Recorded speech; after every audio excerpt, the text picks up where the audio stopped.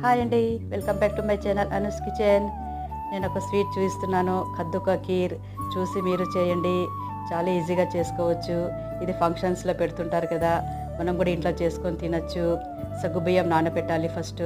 తర్వాత సొరకాయని ఇలా పీల్ ఆఫ్ చేసుకొని లేత సొరకాయ తీసుకోవాలి, బాగుంటుంది. సీడ్స్ ఏమి ఉండవు. మేము దీన్ని సొరకాయ అంటాము, మీరేమంటారో చెప్పండి. ఇలా తురుముకోవాలి. తురుముకున్న సొరకాయని నెయ్యిలో వేయించాలి. కొద్దిగా మగ్గిన తర్వాత నానబెట్టుకున్న సగ్గుబియ్యం ఒక 2 hours అయినా నానబెట్టాలి. సగ్గుబియ్యం బాగా మెత్తగా అవుతాయి, తొందరగా ఉడుకుతాయి కూడా. ఇలా మగ్గిన తర్వాత నెయ్యిలోనే వేయించాలి.